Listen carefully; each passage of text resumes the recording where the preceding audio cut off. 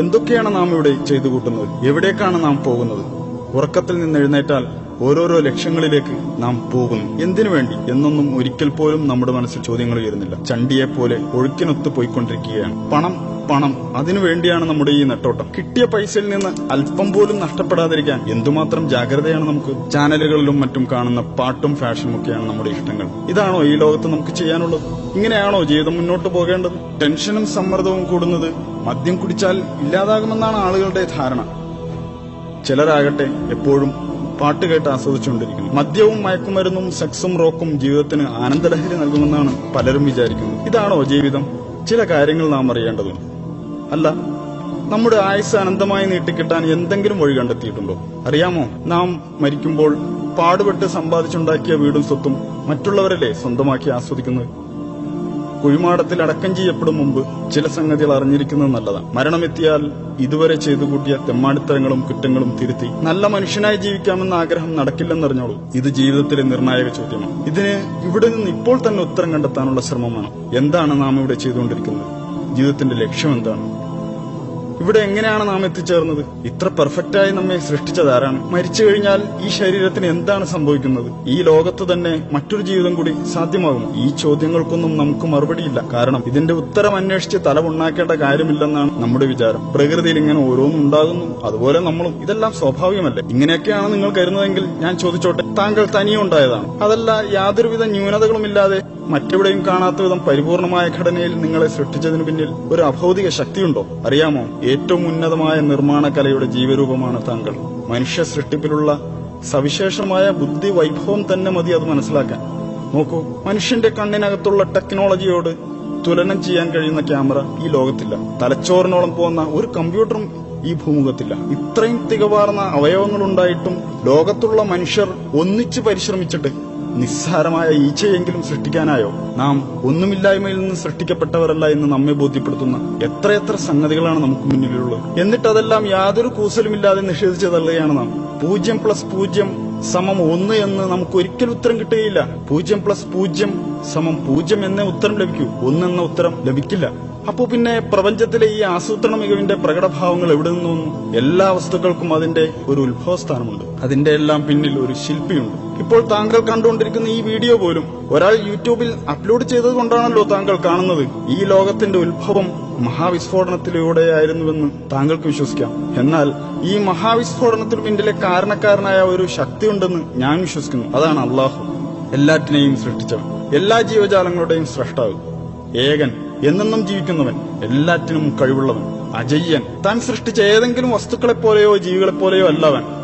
അവന്റെ രൂപത്തെയോ ഭാവത്തെയോ നമുക്ക് സങ്കല്പിക്കാനേ കഴിയില്ല. അല്ല, അവൻ ഒരു മനുഷ്യനെപ്പോലെയുമല്ല, അവൻ ഒരു പങ്കാളിയുമില്ല. അവൻ ഏകനാണ്. അവൻ നമ്മെ ഇങ്ങോട്ട് കയറൂരി വിട്ടിരിക്കുകയല്ല. ഏതൊരു നിർമ്മാതാവിനെയും പോലെ അവനും തന്നെക്കുറിച്ച് പഠിക്കാൻ ഒരു പാഠപുസ്തകം, അതായത് ഒരു യൂസർ മാനുവൽ നമുക്ക് നൽകിയിട്ടുണ്ട്. ഇസ്ലാമാണത്, ഖുർആനും സുന്നത്തുമാണത്. അത് ആഹ്വാനം ചെയ്യുന്ന സന്ദേശം ഇതാണ്: ദൈവം ഏകനാണ്, അവൻ അള്ളാഹു ആകുന്നു ഏകൻ. അവന് ആരുടെയും ആശ്രയം വേണ്ട. പ്രപഞ്ചത്തിലെല്ലാം അവനെ ആശ്രയിക്കുന്നു. അവന് മക്കളൊന്നുമില്ല, അവൻ ആരുടെയും സന്താനവുമല്ല. ഒട്ടും തന്നെ വൈരുദ്ധ്യങ്ങളില്ലാത്ത ഒരു ഗ്രന്ഥം, ശാസ്ത്രത്തിലും ചരിത്രത്തിലുമുള്ള വിസ്മയങ്ങളെ നമുക്കറിയിച്ചു തന്ന ഗ്രന്ഥം.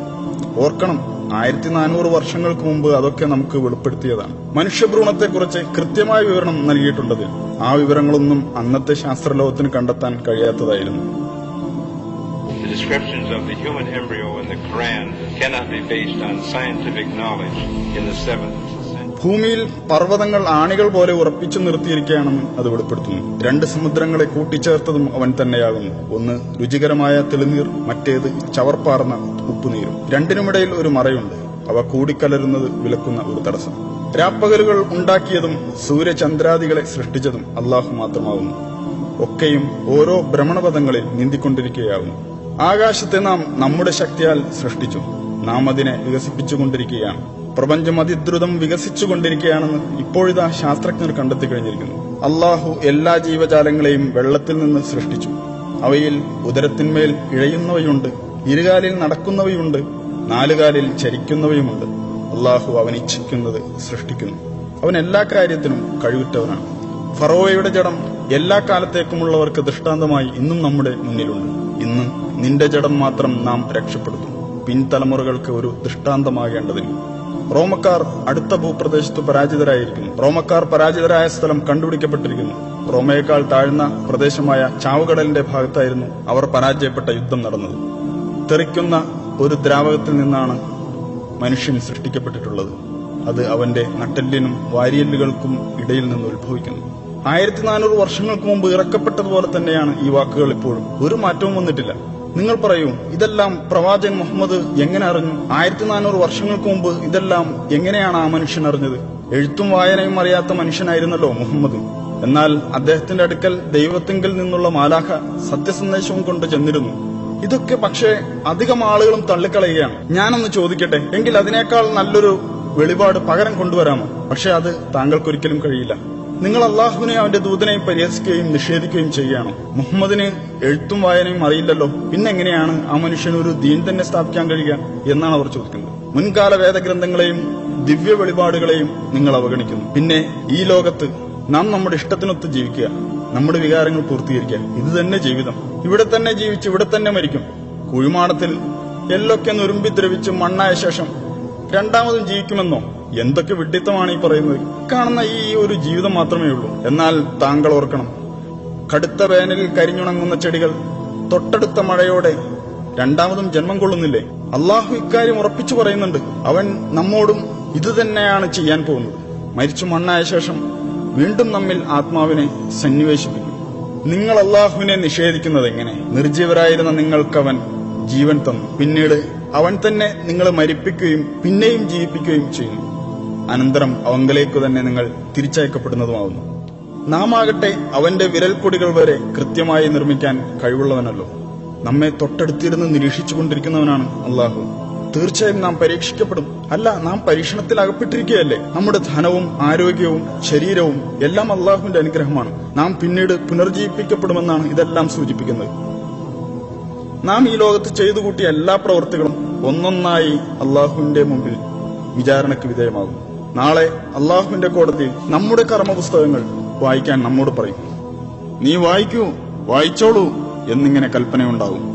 ചെറുതും വലുതുമായ നല്ലതും ചീത്തയുമായ എല്ലാ കാര്യങ്ങളും അതിലുണ്ടാകും. പുനരുത്ഥാന നാളിൽ നാം അവനുവേണ്ടി ഒരു രേഖ പുറപ്പെടുവിക്കും. അത് ഒരു തുറന്ന പുസ്തകം പോലെ അവൻ കാണും. വായിക്കൂ നിന്റെ ഈ കർമ്മരേഖ. ഇന്നു നിന്റെ കണക്ക് നോക്കുന്നതിന് നീ തന്നെ മതി. നമ്മളൊന്നും രണ്ടാമത് പുനർജീവിപ്പിക്കപ്പെടില്ലെന്നേ എന്ന് പറഞ്ഞവർ ഇന്ന് തന്നോട് സംസാരിക്കേണ്ടെന്ന് അള്ളാഹു പറയും. എന്നെ അറിയാനും പഠിക്കാനുമായി ഒരായുഷ്കാലം മുഴുവൻ നിനക്ക് ഞാൻ തന്നതല്ലേ? പക്ഷേ അന്ന് നീ വ്യർത്ഥമായ നശ്വരമായ കാര്യങ്ങൾക്ക് പിന്നാലെ കൂടി അവസരം തുലച്ചു കളഞ്ഞതല്ലേ? അതുകൊണ്ട് നീ ചെയ്തത് നീ തന്നെ അങ്ങ് വായിച്ചോ. അന്നാളിൽ സത്യം അംഗീകരിച്ച് ജീവിച്ചവരെ അള്ളാഹു സന്തോഷ വാർത്ത അറിയിക്കും. എന്നാൽ നീ വിശ്വസിച്ചില്ലെങ്കിൽ നീ നിന്റെ പ്രവർത്തനങ്ങളുടെ റെക്കോർഡ് വായിച്ചോളൂ. അതുകൊണ്ട് ആ നാളിനെ യാഥാർത്ഥ്യം മനസ്സിലാക്കാനുള്ള അവസരമായി തെറ്റിദ്ധരിക്കരുതേ. താങ്കൾ വായിക്കൂ താങ്കളുടെ കർമ്മപുസ്തകം.